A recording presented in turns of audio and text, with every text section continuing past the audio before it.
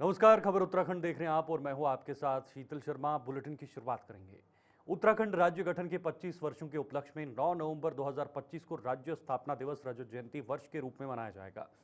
मुख्यमंत्री पुष्कर सिंह धामी ने इस अवसर पर कहा कि उत्तराखंड अब देश के अग्रणी राज्यों में शामिल होने जा रहा है। उन्होंने याद दिलाया कि इस राज्य आंदोलन के दौरान कई लोगों ने अपनी जान की आहुति दी और कई आंदोलनकारी घायल हुए। दुखद है कि कुछ ऐसे लोग आज भी अपने जीवन के अंतिम दिनों में बिस्तर पर हैं। मुख्यमंत्री ने कहा कि रजत जयंती वर्ष केवल उत्सव का अवसर नहीं बल्कि उन सभी शहीदों और संघर्षरत व्यक्तियों की वीरता और बलिदान को सम्मान देने का भी समय है। उन्होंने ये संदेश दिया कि प्रदेश के विकास और प्रगति के लिए उनकी याद और योगदान हमेशा प्रेरणा स्रोत रहेंगे। इस अवसर पर राज्य भर में विविध कार्यक्रम आयोजित किए जाएंगे। उत्तराखंड राज्य की स्थापना में हमारे शहीदों का, आंदोलनकारियों का, हमारी मातृशक्ति का, उत्तराखंड के जनगण का बहुत बड़ा योगदान था। उत्तराखंड राज्य स्थापना में जो संघर्ष हमारे आंदोलनकारियों ने किया, जो शहादत दी, उसको हम सब राज्य के 25 साल पूरे होने पर उन सभी आंदोलनकारियों को, उन हमारे शहीदों को हम नमन करते हैं और 25 साल की इस यात्रा में ये संकल्प लेते हैं कि हम उनकी भावनाओं के अनुरूप, उनके सपनों के अनुसार उत्तराखंड राज्य का निर्माण करेंगे। उत्तराखंड को आगे बढ़ाने में हर संभव अपना योगदान देंगे। मैं इस अवसर पर श्रद्धेय अटल बिहारी वाजपेयी जी को भी नमन करना चाहता हूं, जिनके प्रधानमंत्रित्व कार्यकाल में उत्तराखंड राज्य की स्थापना हुई। उन्होंने जहां राज्य की स्थापना की, उसके साथ साथ राज्य के लिए विशेष पैकेज भी दिया, जिससे उत्तराखंड को आगे बढ़ने का अवसर मिला। औद्योगिक संस्थान यहाँ पर स्थापित हुए। मैं आदरणीय प्रधानमंत्री जी का, जिनका उत्तराखंड से विशेष लगाव रहा और प्रधानमंत्री बनने के बाद उन्होंने उत्तराखंड को हर दृष्टि से आगे बढ़ाने के लिए अनेक योजनाएं हमारे राज्य को दी और आज राज्य के अंदर 2 लाख करोड़ से भी ज्यादा की योजनाएं आज गतिमान हैं। ऐसा कोई अवसर नहीं होता है जब आदरणीय प्रधानमंत्री मोदी जी पूरे देश और दुनिया के अंदर होते हैं। उत्तराखंड का स्मरण हर विशेष अवसर पर करते हैं, उनके हृदय में उत्तराखंड बसता है। वो कल राज्य के रजत जयंती वर्ष पर, राज्य की स्थापना दिवस पर हमारे राज्य में आ रहे हैं। हम सभी उत्तराखंड वासी गदगद हैं, हम उनका स्वागत करते हैं और उनके आने से निश्चित रूप से हमारा संकल्प और मजबूत होगा। हमको प्रेरणा मिलेगी। उनके ही कथन, उनके ही द्वारा जो बाबा केदार के धाम में उनके मुंह से निकले हुए शिव रूपी शब्द हैं, हर एक उत्तराखंड वासी उन शब्दों को आत्मसात करके अगले 25 सालों में उत्तराखंड देश का श्रेष्ठ राज्य बने, उत्तराखंड आदर्श राज्य बने, उत्तराखंड देश के अग्रणी राज्यों में शामिल हो। उसके लिए हम पूरे प्राणों प्रण के साथ और तेज गति से, पूरे समर्पण के साथ आगे बढ़ेंगे, अपने अपने कार्य क्षेत्रों में काम करेंगे। आगे बढ़ेंगे। उत्तराखंड राज्य स्थापना दिवस की पूर्व संध्या पर राजधानी देहरादून की पुलिस लाइन में राज्य आंदोलनकारियों और शहीदों के आश्रितों को सम्मानित किया गया। मुख्यमंत्री पुष्कर सिंह धामी ने शहीदों को श्रद्धांजलि अर्पित करते हुए राज्य निर्माण में उनके योगदान को याद किया।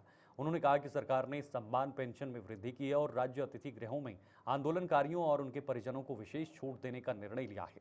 मुख्यमंत्री ने यह भी आश्वासन दिया कि चिन्हीकरण से वंचित रहे आंदोलनकारियों को भी समायोजित किया जाएगा और उनके नाम पर स्मारक स्थापित किए जाएंगे।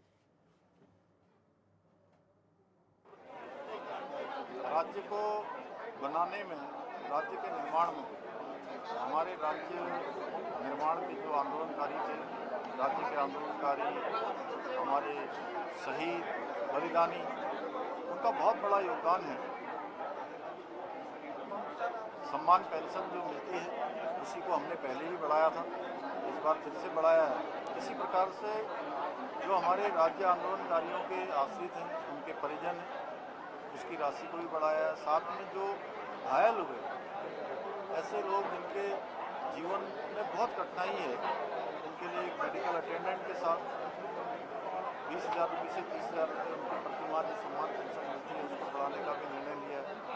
साथ में जो हमारे गेस्ट हाउस हैं, सरकारी गेस्ट हाउसों में जिस प्रकार से आप सब लोगों को हमारे मीडिया के मित्रों को छूट मिलती है, उसी प्रकार की छूट का प्रावधान हमारे राज्य आंदोलनकारियों के लिए भी किया है। और जो लोग छूट गए हैं राज्य आंदोलनकारी चिन्हीकरण में 2021 तक जिनके आवेदन जमा हो चुके हैं, उस सीमा को 6 माह के लिए विस्तारित करके आगे चिन्हीकरण की कार्रवाई को संपन्न करवाया जाएगा।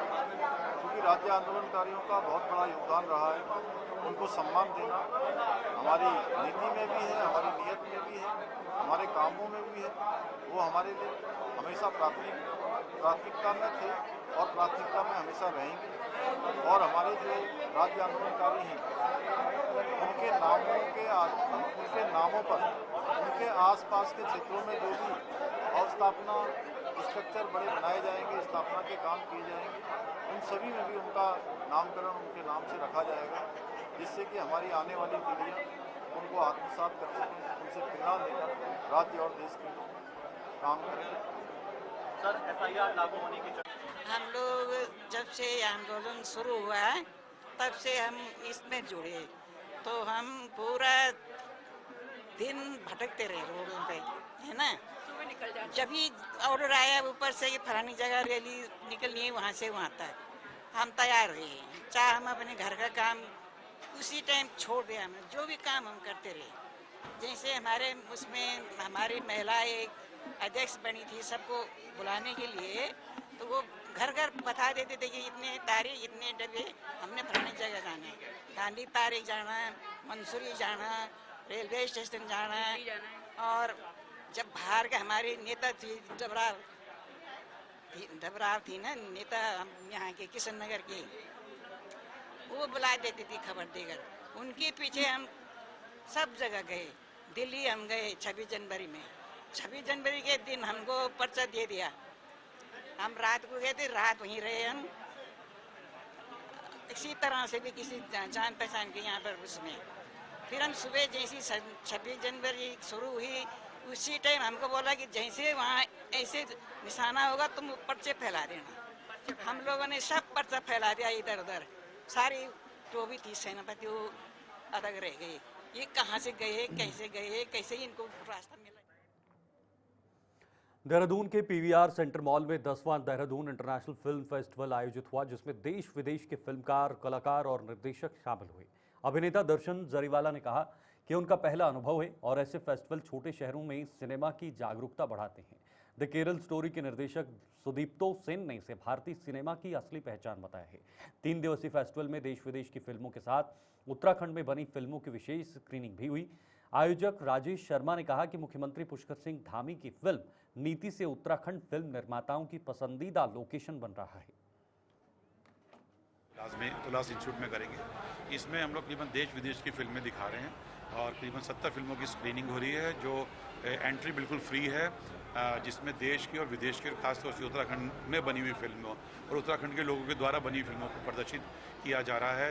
ये बेसिकली एक ऐसा प्लेटफॉर्म है जो अपकमिंग टैलेंट के लिए बनाया गया है, जिसमें वो जरूरी नहीं कि प्रोफेशनल कैमरे के साथ ही फिल्म बनाएं, वो अपने वीडियो कैमरे के साथ भी फिल्म बना सकते हैं या सॉन्ग बना सकते हैं, जिसके अंदर हम उसकी क्वालिटी और उसका कंटेंट चेक करके जूरी मेंबर के थ्रू कंटेंट चेक करके फिर तभी उसको हम लोग यहाँ पे शोकेस करते हैं। और करीबन हमारे पास उत्तराखंड से नियर अबाउट 100 के करीब एंट्रीज आई थी अब की बार, जो कि बड़ा अच्छा एक साइन है। मैं पहली बार इस फिल्म फेस्टिवल का मैं शरीक हो रहा हूँ। हालांकि this is the 10th edition of the Dehradun international film festival और मुझे बेहद खुशी है कि मैं इसका हिस्सा हूँ। हमारी फिल्म इंडस्ट्री बहुत सालों से बहुत नए नए आविष्कारों से गुजरी है। It is developing every year every moment.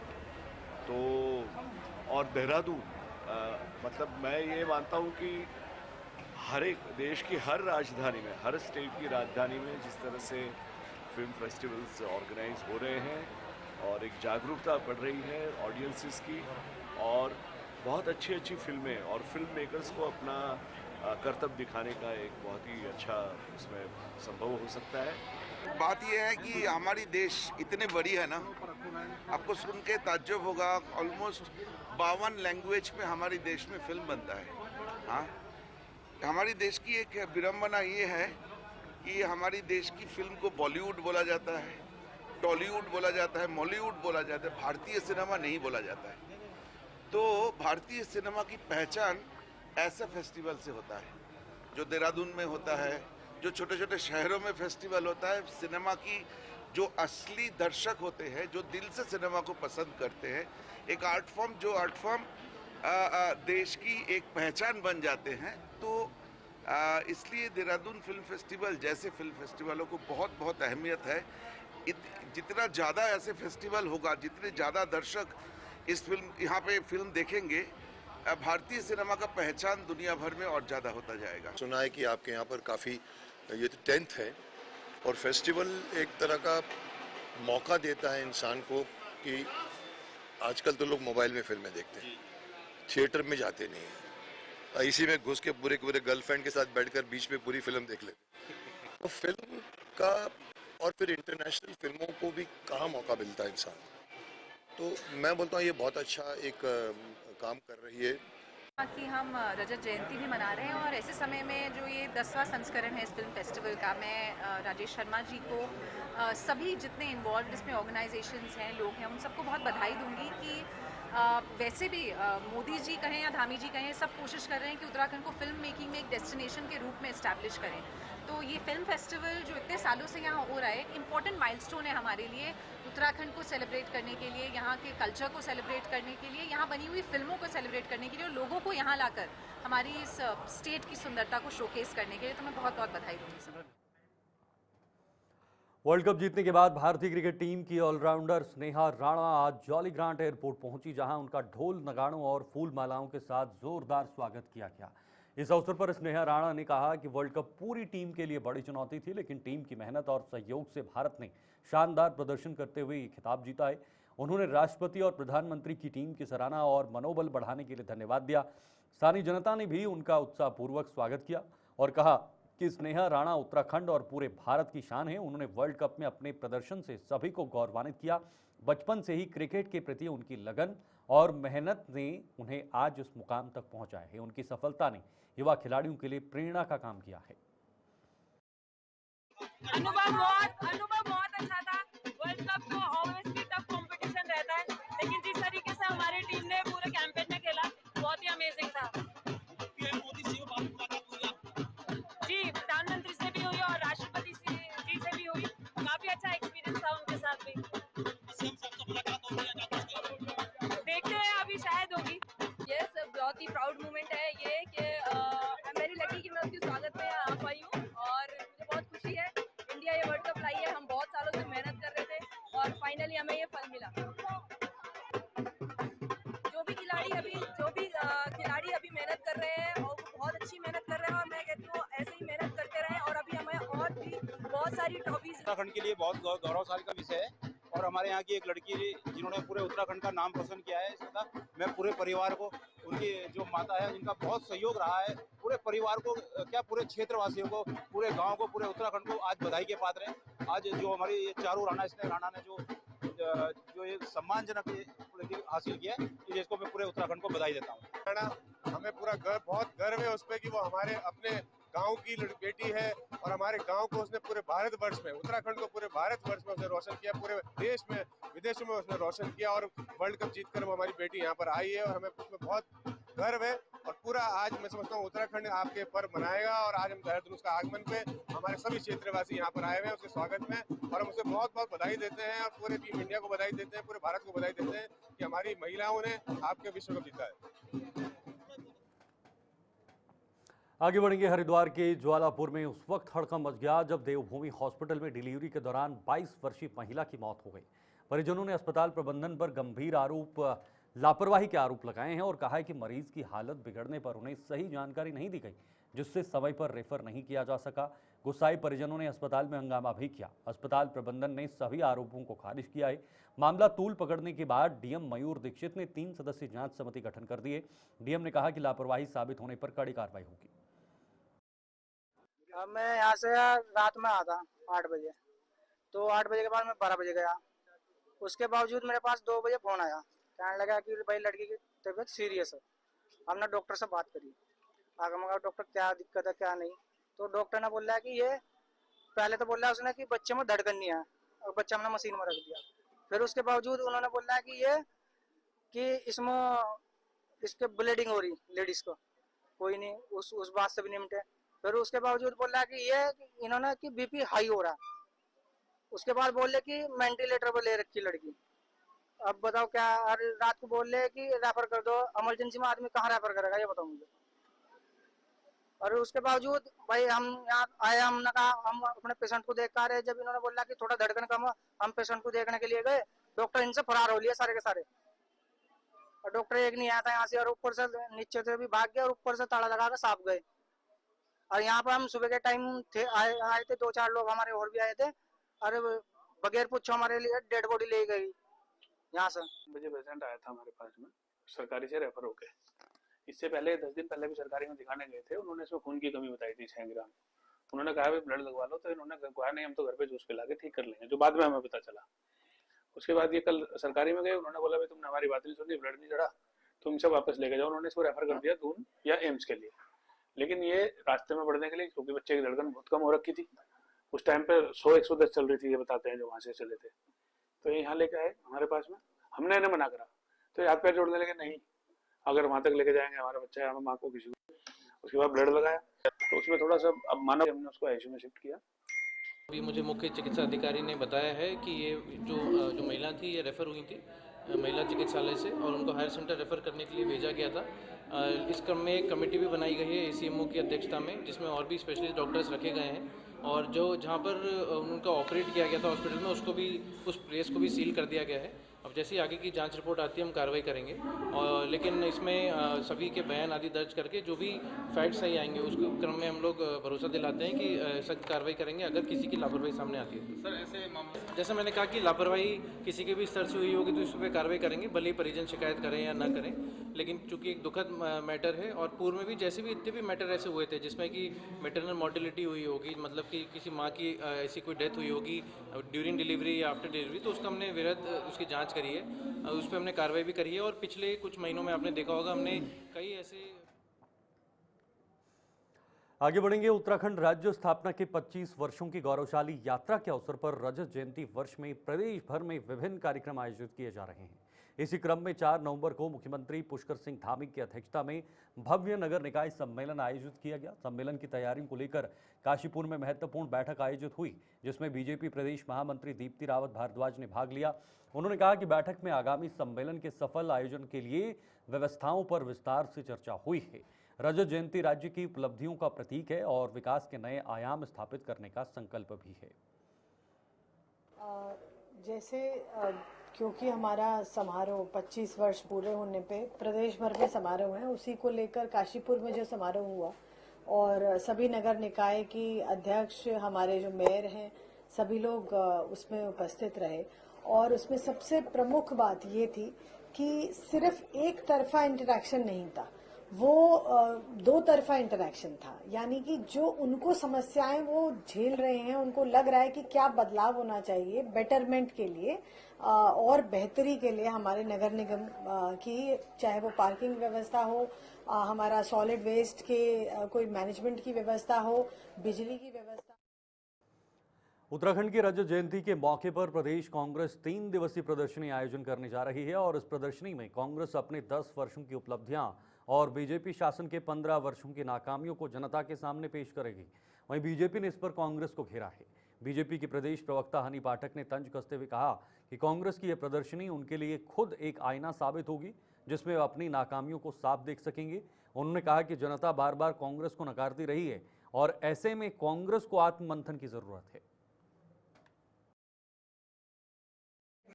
देखिए, ऐसा है, उत्तराखंड में रजत जयंती जो चल रही है, रजत जयंती वर्ष जो चल रहा है, उसके हम साक्षी बन रहे हैं। ये हमारे लिए बहुत ही सौभाग्य की बात है। और जिस प्रकार से कांग्रेस इस तरीके की रजत जयंती वर्ष में प्रदर्शनी लगा रही है, बिल्कुल लगानी चाहिए, क्योंकि वो उनके लिए एक आईना भी है कि 15 साल बनाम 10 साल जो वो प्रदर्शनी के दौरान देखेंगे और लोगों को दिखाएंगे, तो वो आईना जब वो खुद भी देखेंगे तो उन्हें खुद पता चलेगा कि वो क्यों जनता उन पर विश्वास नहीं जता पाई है और जनता क्यों उन्हें दरकिनारे करी है, और उस 10 साल बनाम 15 साल में उनको वो भी दिखाई देगा कि वो इस जगह पर जहां पहुंचे हैं, जहां पर पहुंचकर उन्हें बैसाखी का सहारा लेना पड़ रहा है, तो उसके पीछे के कारण क्या है। तो ये प्रदर्शनी जो वो लगा रही है उनके लिए एक आईने के समान है, और निश्चित रूप से समय समय पर उनको इस तरीके की प्रदर्शनी लगानी चाहिए जिससे उनको ये। भारतीय जनता पार्टी की जिला अध्यक्ष मधु सिंह ने बताया है कि 9 नवंबर को पार्टी के स्थापना दिवस के अवसर पर प्रधानमंत्री नरेंद्र मोदी देहरादून का दौरा करेंगे और उनके आगमन को लेकर कार्यकर्ताओं में जबरदस्त उत्साह देखा जा रहा है और तैयारियां जोरों पर हैं। लगभग 25,000 कार्यकर्ता इस कार्यक्रम में शामिल होंगे। बसें सुबह 7 बजे से रवाना होंगी। मधु सिंह ने कांग्रेस के बयानों का जवाब देते हुए कहा कि ये दिन सभी के लिए गर्व का अवसर है। कार्यकर्ता और पदाधिकारी दिन रात मेहनत कर प्रधानमंत्री के स्वागत को सफल बनाने में जुटे हुए हैं। देखिए, ये हम रजत जयंती जो मना रहे हैं अपने उत्तराखंड की, इसकी तैयारी में हमारे 9 तारीख को स्थापना दिवस पर आदरणीय हमारे प्रधानमंत्री नरेंद्र मोदी जी देहरादून आ रहे हैं और इसमें हम सभी कार्यकर्ता बहुत उत्साह के साथ भाग ले रहे हैं और उसी के निमित्त हमारी ये तैयारी चल रही है कि हम ज्यादा से ज्यादा संख्या, क्योंकि हमारे रुड़की जिले का 25,000 का टारगेट है, जो 25,000 की संख्या हम लेके जा रहे हैं, इससे अधिक हो सकती है। उत्तराखंड अपने स्थापना दिवस के 25 वर्षों का रजत जयंती वर्ष बड़े उत्साह के साथ मना रहा है और इस अवसर पर प्रदेश भर में विविध कार्यक्रम और विशेष सत्र आयोजित किए जा रहे हैं। 9 नवंबर को प्रधानमंत्री नरेंद्र मोदी देहरादून स्थित FRI पहुंचेंगे और उत्तराखंड को नई सौगात देंगे। राज्य गठन में मातृशक्ति की महत्वपूर्ण भूमिका रही थी। माताएं आज प्रदेश के हर क्षेत्र में अपनी कुशलता और मेहनत के दम पर अपनी पहचान बना चुकी है। सरकार भी महिलाओं के उत्थान और सशक्तिकरण के लिए लगातार नई योजनाएं और पहलें चला रही हैं।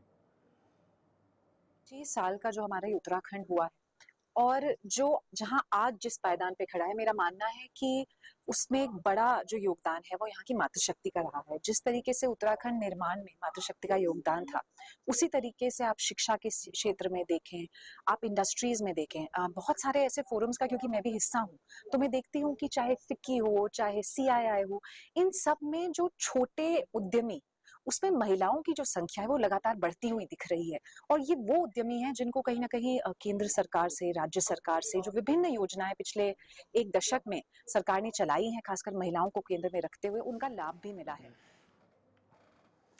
अब लर्निंग ड्राइविंग लाइसेंस के लिए लंबा इंतजार खत्म होने वाला है और परिवहन विभाग ने ड्राइविंग टेस्ट के स्लॉट 60 से बढ़ाकर 90 करने की तैयारी पूरी कर ली है। इसके अलावा प्रश्नोत्तरी टेस्ट में कैप्चर कोड की तकनीकी दिक्कतों को भी जल्द हल किया जाएगा। विभाग ने आवेदन के बाद वेटिंग समाप्त कर दी है, जिससे अभ्यर्थी तुरंत टेस्ट में शामिल हो सकेंगे। इससे ड्राइविंग टेस्ट में लगने वाले समय में कमी आएगी और अभ्यर्थियों को बड़ी राहत मिलेगी। विभाग जल्द ही सभी तैयारियों को लागू कर सुलभ सुविधा सुनिश्चित करने वाला है। तो वही सीएम पुष्कर सिंह धामी ने शिक्षा के क्षेत्र में बड़ा कदम उठाते हुए वित्तीय वर्ष 2025-26 के लिए कक्षा 9 से 12वीं तक के सभी राजकीय और अशासकीय सहायता प्राप्त विद्यालयों के विद्यार्थियों को निःशुल्क पाठ्य पुस्तकें देने के लिए 54.72 करोड़ रुपए की धनराशि स्वीकृत की है। इस निर्णय से सामान्य पिछड़ी जाति, अनुसूचित जाति और जनजाति वर्ग के हजारों छात्र छात्राओं को लाभ मिलेगा। मुख्यमंत्री ने कहा कि यह पहल शिक्षा में सम्मान, अवसर और गुणवत्ता सुनिश्चित करेगी। साथ ही 21 अशासकीय महाविद्यालयों के कार्मिकों के वेतन हित के लिए 57.14 करोड़ रुपए भी स्वीकृत किए गए हैं। PTC अभिनव मुख्यमंत्री पुष्कर सिंह धामी ने राज्य के छात्र छात्राओं के हित में एक बड़ा निर्णय लेते हुए वित्तीय वर्ष 2025-26 में राजकीय एवं अशासकीय जो सहायता प्राप्त माध्यमिक विद्यालय है उसमें कक्षा 9 से 12वीं तक के सामान्य पिछड़ी जाति और अनुसूचित जाति एवं अनुसूचित जनजाति वर्ग के जो विद्यार्थी हैं उनको निःशुल्क जो है पाठ्य पुस्तकें प्रदान करने के लिए 54.72 करोड़ रुपए की जो है धनराशि वो स्वीकृत की है। और मुख्यमंत्री जिस तरह से लगातार छात्रों के लिए लगातार उनकी सरकार काम कर रही है और हजारों जो छात्र छात्रा है उसको इसका लाभ भी कहीं ना कहीं मिलता दिखाई देगा, जिससे लगातार जो सरकार है उसका भी कहीं ना कहीं निर्णय की जो है सराहना हो रही है। और अगर बात करें तो उच्च गुणवत्ता की शिक्षा जो है लगातार प्राप्त करने के लिए जो छात्र एवं छात्राएं उनको प्रोत्साहित भी सरकार कर रही है और समान अवसर पैदा करने के लिए लगातार जो है निरंतर कार्य सरकार के द्वारा किए जा रहे हैं और प्रत्येक वर्ग के विद्यार्थियों को संसाधन पहुंचाना जो है सरकार की प्राथमिकता में शामिल है। ऐसे में अगर बात करें तो 21 जो अशासकीय महाविद्यालय कार्मिकों के वेतन है उसमें भी जो है मुख्यमंत्री की तरफ से 57.14 करोड़ रुपए जो है जारी किए गए हैं। तो कहीं ना कहीं शिक्षा को लेकर एक बड़ी उत्तराखंड के अंदर पहल जो है राज्य सरकार ने की है। देहरादून से कैमरा पर्सन शिवनारायण के साथ अभिनव नायक, गुलिस्तान न्यूज। हल्द्वानी में सांस्कृतिक झांकी के साथ 16वें जौहर महोत्सव की रंगारंग शुरुआत हो गई है। बी इंटर कॉलेज परिसर में आयोजित 3 दिवसीय इस मेले में सीमांत क्षेत्र मिलम घाटी के जौहर समाज के लोग अपनी लोक संस्कृति, पारंपरिक वेशभूषा, खान पान और लोक कला का शानदार प्रदर्शन कर रहे हैं। हर साल ये महोत्सव सीमांत क्षेत्र के लोगों को अपनी परंपराओं से जोड़ने और आने वाली पीढ़ी तक सांस्कृतिक विरासत पहुंचाने का माध्यम बनता है। उत्पाद यहाँ पर जैविक खान पान मिलेगा, ऊनी वस्त्र यहाँ पे आपको प्राप्त हो सकते हैं, पैपण। ये अपना कल्चर को दिखाने के लिए अपने हमसों का समाज वाले हैं, तो अपना कल्चर को दिखाने के लिए साल भर से इंतजार रहता है इस दिन के लिए। 3 दिन के लिए मनाया जाता है, 8, 9, 10 3 दिन के लिए मनाया जाता है। 1 साल से इंतजार में रहता है, इस दिन का बहुत उत्साह के इंतजार करे रहते हैं। आप लोग अच्छे परिधानों में जौहरी समाज के हम लोग यहाँ पे, जैसे हमारे वहाँ ऊनी कारोबार होता है और बहुत सारे जैसे दालें मिलती हैं वहाँ पे, तो यहाँ पे उन चीज़ों का स्टॉल लगाया जाता है। खास करके मैं पहली बार इस झांकी में मैं आई हुई हूँ। एक्चुअली क्या है, मैं वर्किंग हूँ तो मेरे को टाइम नहीं मिल पाता है, मैं छुट्टी भी नहीं मिलती है, तो आज मैं टाइम निकाल के, मेरा फर्स्ट टाइम है, मैं झांकी में आज मैं आई हुई हूँ। मुझे काफ़ी अच्छा लग रहा है और अपना जो ट्रेडिशन है मुझे बहुत है, क्योंकि धीरे धीरे जिसकी बात है वो हमारे शौका समाज के अतिरिक्त हल्द्वानी में जितने भी लोग निवास करते हैं उनकी इच्छा है कि जौहर महोत्सव में आए और जौहर महोत्सव का आनंद लें। आज हमारी जो पहले पारंपरिक झांकी थी वो हमारे जौहर मिलन केंद्र से चल के आई। श्री राजेंद्र सिंह पांसी अध्यक्ष को हम लोग पिछले 15 वर्षों से यहाँ पर मना रहे हैं, क्योंकि जब हम इतने दूर अपने घर से दूर रह रहे हैं यहाँ हल्द्वानी में, तो हल्द्वानी में हमारे लगभग 1000 परिवार से ऊपर यहाँ पे रहते हैं मुंशियारी से। तो हमने सोचा कि इस महोत्सव को हम आपस में मिल के आपस में एक दूसरे से संपर्क कैसे हो, तो यही माध्यम हमने महोत्सव के माध्यम से मनाया। चलिए, इस बुलेटिन में अभी के लिए फिलहाल इतना ही। दीजिए इजाजत, नमस्कार।